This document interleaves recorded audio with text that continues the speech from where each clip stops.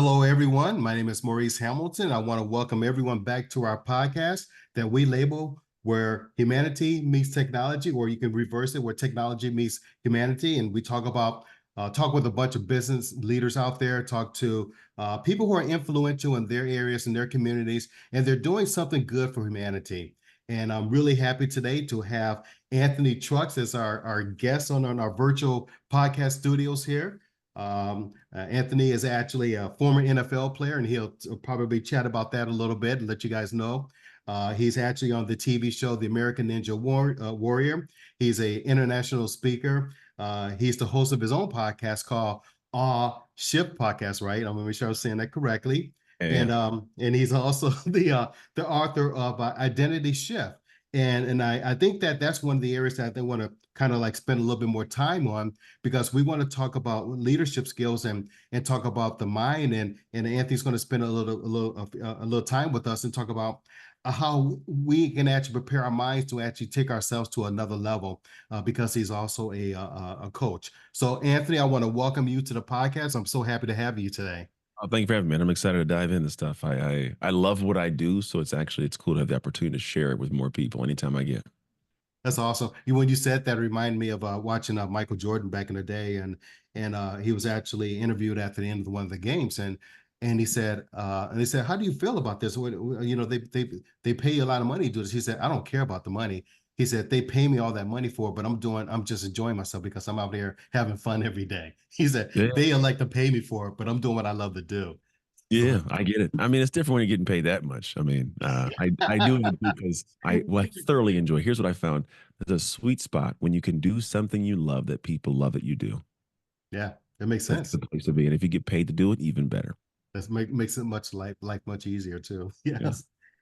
So I want to start, and this is something that's it actually allowed me to gravitate to you, and it was when you were a young child, mhm, and I think I read it, you're around roughly about 3 years old, and you were placed into a foster care, yeah, and you were adopted by a white family at that yeah, time, and you actually had to go through different challenges and different struggles, and even being living with the white family is probably a challenge in itself right there. yeah, But let's talk a little bit about that, and I say that because I think it's important to note, and especially in the Black and African American communities. I myself was a person who did not have a father around, and I mhm, know people who does not have a father around, and at that time they didn't. And there's it's hard sometimes to find a really good mentor, a good somebody that you can trust and that can actually help you make it through those challenging times. And I just want to talk a little bit about that and say, uh, can you talk about those experiences early on before you actually decide to go to University of Oregon? How was yeah. that? What was that experience like?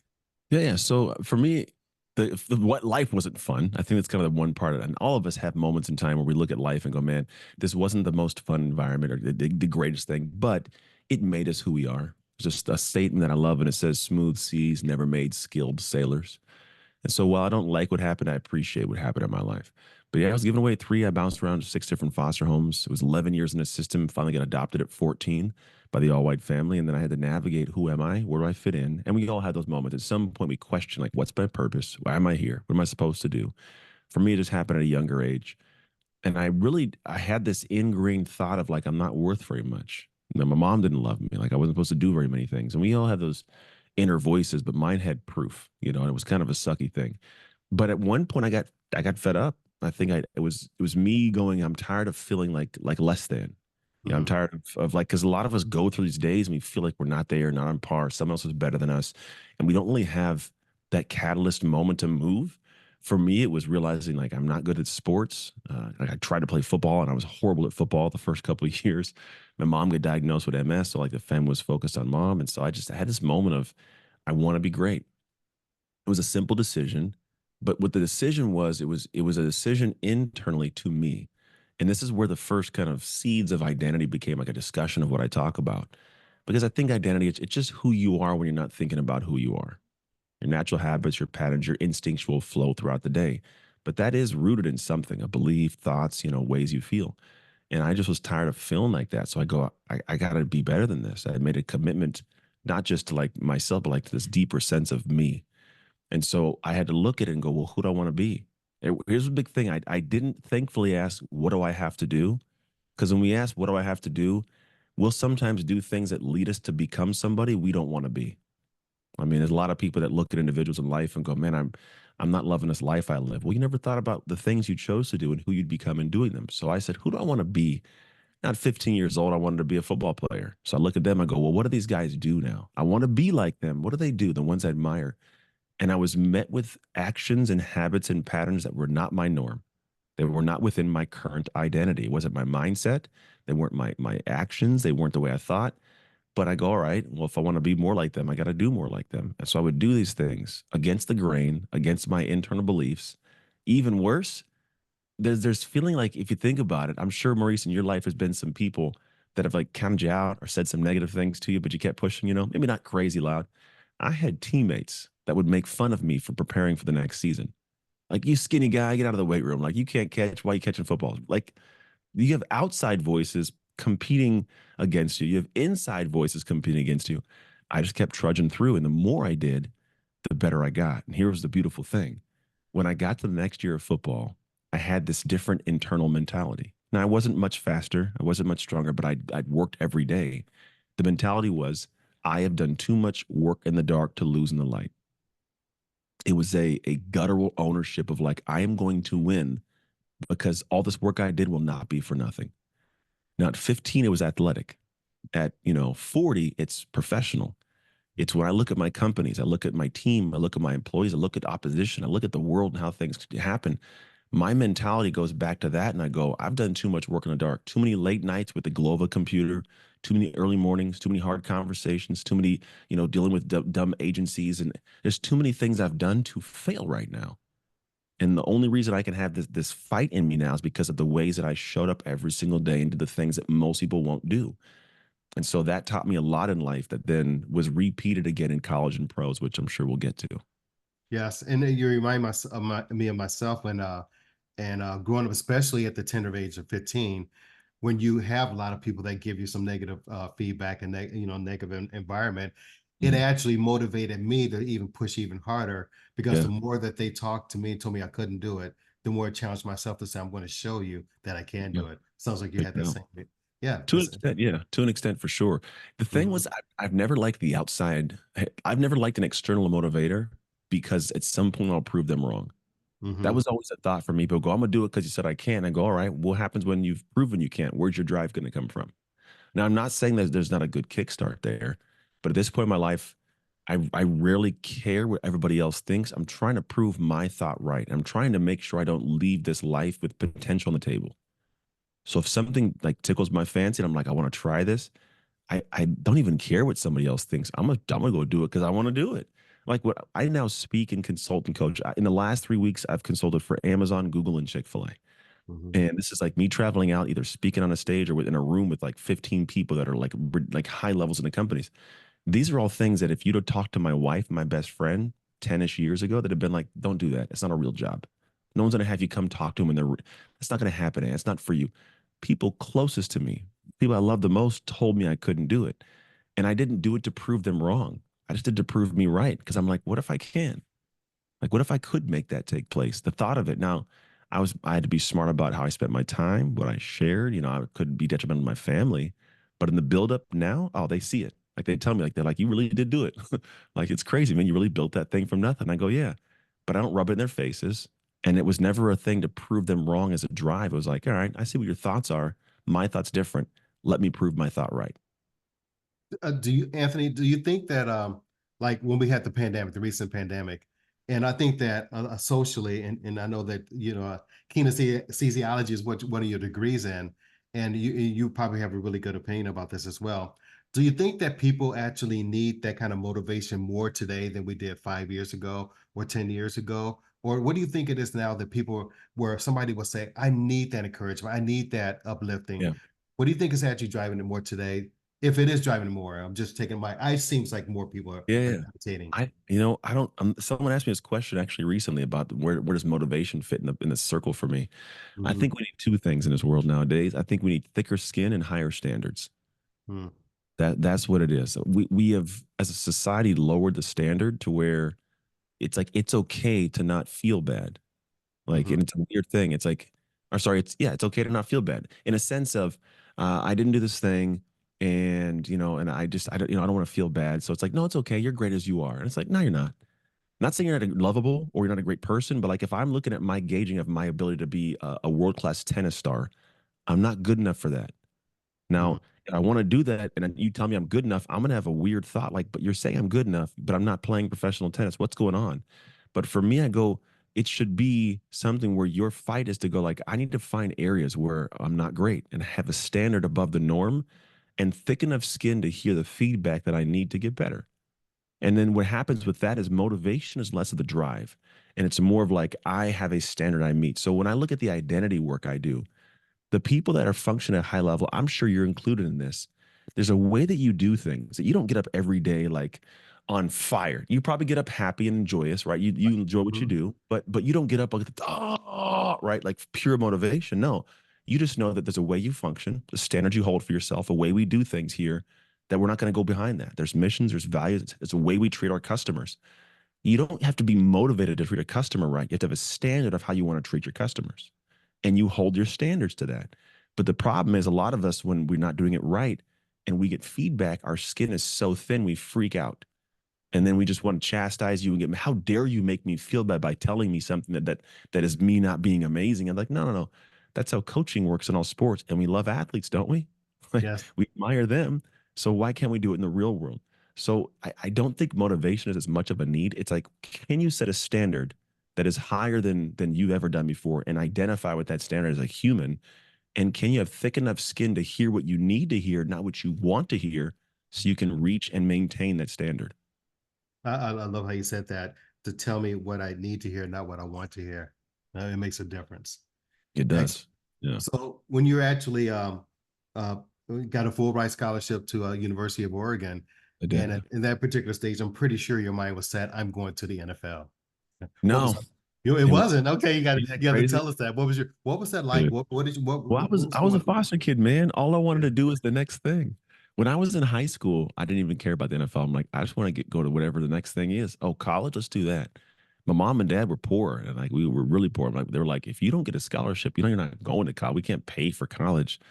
I was like, all right. So I had to figure a way to get really good to get it, the ability to go get a scholarship. And so I did. But when I got there, I was like, all right, I'm in college. There wasn't a thought of go to the NFL. It was just there. It wasn't until my junior year that I actually was told, like, hey, you could probably play at the next level. I'm like, really? Like, yeah. And sure enough, I set my sights at that point in time. But going into college, I was like, I just want to be able to be functioning here because the next level is start on this football team. Because if I Mm-hmm. can't start on this football team, I can't play in the NFL. So Mm-hmm. like I came in my freshman year, wasn't, I didn't start. I was just a guy. I just got there like within a couple months. But I did the next year around for a lot of reasons. I had a son. I found my biological father. I fought crazy hard too. I think 11 months after getting to college, my sophomore year, I started over a 50-year senior. It was his last year, his last season. It was his job. I took it because I wanted it and I was rolling. And then at that point, at the end of that season, the idea came up of like NFL. That's amazing. So, do you mind if I digress a little bit? You said you found your Yeah. biological father. Was he actually Yeah. there in your when you were actually at the University of Oregon? No, so he was in Marietta, Georgia. I didn't know he existed until I think my freshman year in the dorms when my fiance made me ask my 18-year-old fiance, by the way. Yeah, he was crazy. Uh I I found out his name from my grandma reluctantly.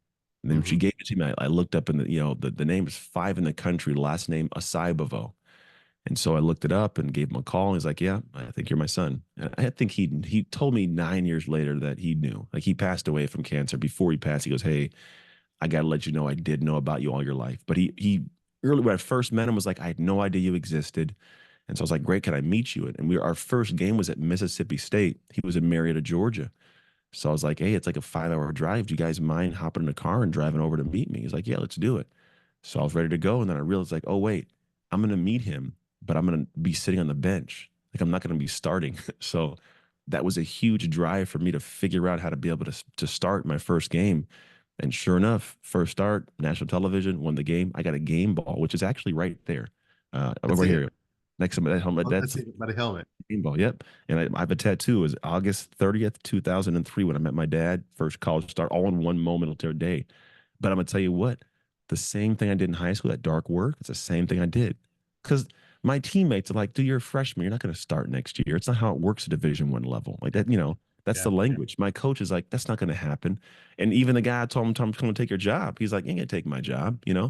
You're battling not just the internal voice of going like, you've never done this before. Can you really do it? And the outside world going, that's not really going to happen. Like that's not how it goes. And you have to really carve your own path into what you want. And so I did it again and had a better result again.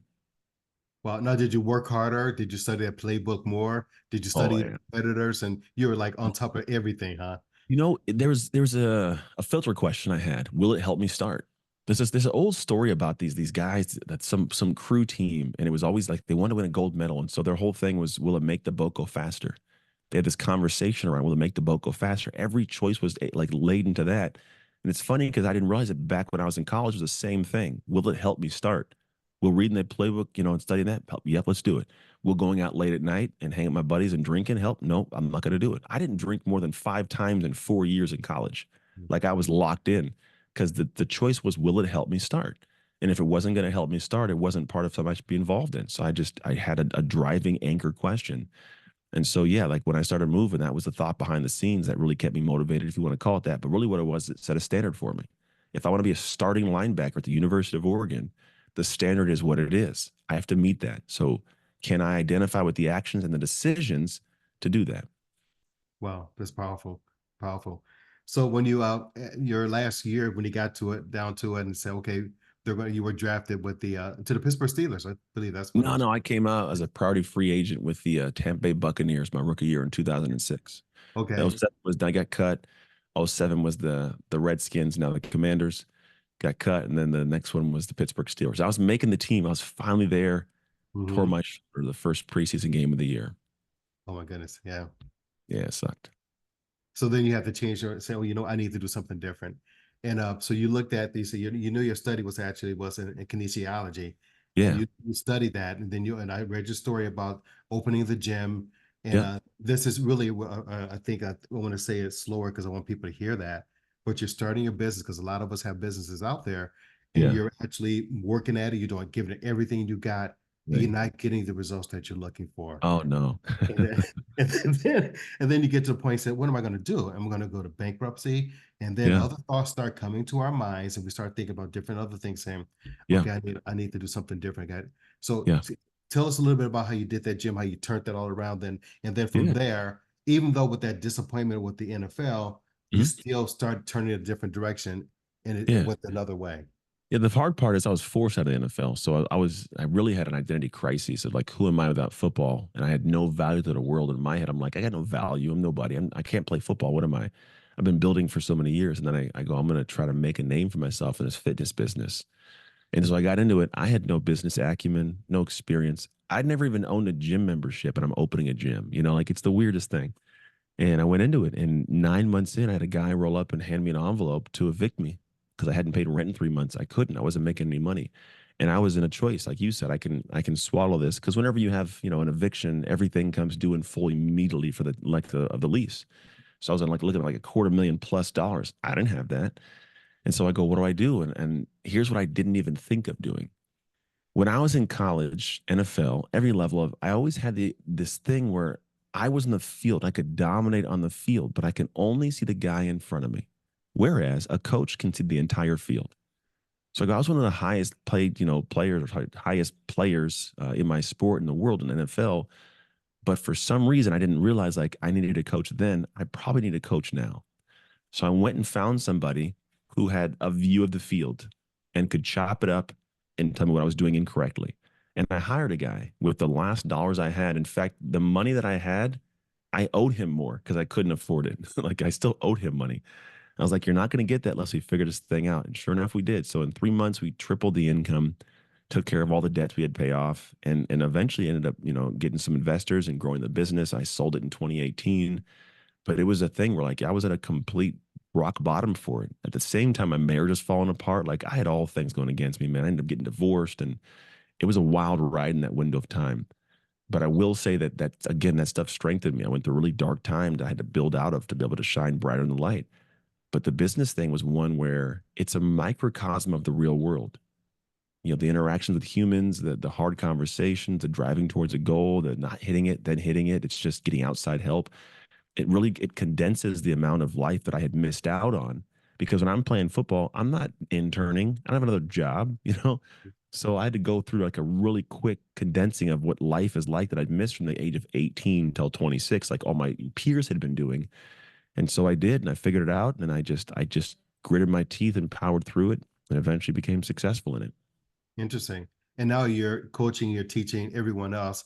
And I want to spend a little time and talk about this with the identity shift. And I Yeah. think and I read where you actually said that you said it's not hard but painful. Yeah. And it's painful to actually go back and actually say, how do you break that cycle? So Yeah. can you talk a little bit about the and what we talk the you phrase as the dark side? How did you say it? The Yeah. dark. There's this concept of shadow work, which is you look into the shadows and see what it is you got to work on. The dark work is what you do once you know. And Mm-hmm. that's the painful stuff because it means like I had to admit issues in my marriage of where I was a problem as to how it fell apart.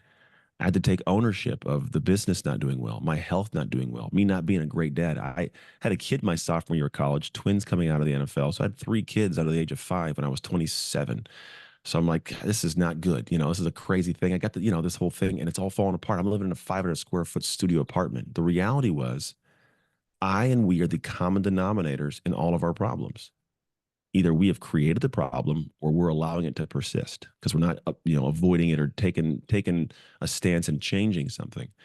And the reason that identity became a big thing for me was I realized that all these different areas I was involved in, it was because it was almost like haphazard. Like it was just like, I was naturally flowing, not paying attention to who I was within these situations. And the moment I started paying attention, I realized like I wasn't the human prepared or capable of handling this. I needed to upgrade myself. I need to understand, like, so I go, who are the people that do this well? And I would study them and go, man, I don't do that. I don't do that. I don't feel like this. And so I go, all right, I got to find a way to feel as comfortable as I did when I finally earned a starting football job in my life. What did I do then? I dug in. I did work that wasn't part of who I thought I was, that was ridiculed. I was made fun of. Same thing. But when I did it for business, it all of a sudden turned things around. When I did it for my personal life, it turned things. I remarried my ex-wife after 3 years divorced. An amazing marriage. My business is run smooth. And the truth of it is, it's not tied to the fact that I went through hard stuff. A lot of people are given hard situations, much harder than mine, but we don't make it all through. Like some of us get stuck in it, or we sit in some funky place going, why does my life look the same year after year after year? Because you look the same year after year. Internally, externally, that's the same you. Whereas I go, how about we give ourselves a situation differently than we've had in the past? Here's what I mean by this. An identity is wired neurologically and psychologically. It's wired through teachers, preachers, coaches, leaders, and more importantly, through experiences. What you go through wires you. That wiring is what determines your outcomes because it's your habits, your patterns, your actions, and those create your life. So think of it this way as an experience. If a dog, when we were kids, bit me and you didn't bite you, if we're hanging out in a room and a dog walks in, you're sitting there going, oh, hey, puppy. And I'm halfway out the door, right? Exact Right. same situation. It's just different experiences have wired me with different actions and patterns and habits. So the outcome's different. And imagine if that dog has a collar with $1 million on its neck. I'm gone. You get the $1 million, like, and so the idea is, well, how do we change the thing? Well, we have to look at it this way. Those experiences happen one of two ways. On demand, I intentionally do it, or when crap hits the fan.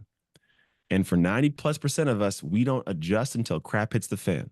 I'm broke, I'm sick, I'm hurt, something's going on in my life. Now I muster this strength and I see what I'm made of and I go, I can do it. Where was that 2 months ago, 2 years ago? That was all there. You just didn't choose to bring it out. So what I do is I step in and I go, we're going to prepare you right now for the problem you'll face later. So you won't even notice you faced it. It'll be a blip in the radar. I'm going to have you develop yourself, lean in, and build your identity. So when those problems come, they're going to be what my buddy calls Cadillac problems. Yeah, it's a problem, but I got great suspension, man. I barely even feel it, and I keep rolling. as Hmm. opposed to having like an old, 1960 your car with no new suspension. You're feeling every bump Feel in the road, everything. you know? So that's the difference is most people they wait till the crap hits the fan and I go, no, let's do it on demand. So you teach people early on. It's not what happens to you; it's how you respond to what happens to you. Let It's me a piece of prepare it. you. It's you're putting essentially putting a playbook together. And so let's Oh, put this 100%. together. Yeah, Okay. when we do this, so it's not the one thing is a process. It's called a dark work experience because experience is Mhm, the only thing that'll wire us. Not thoughts, not hope, not dreams. It's the mhm, experience you go through. So I want you to create your own system. So we actually dive in and we create this process for people of like, here's what your dark work experience is going to look like for a good 13 weeks, 90 days. And so we dive in, but in that process, you're doing something you have pre-planned. Now, to be honest, the majority of the learning, it isn't in the beginning. We only take 3 weeks to prepare somebody and really dive into it because I'm going to tell you right now, life is an amazing teacher. All you have to do is put yourself in a class, right? So we plan to put yourself in the class and you're going to get that lesson.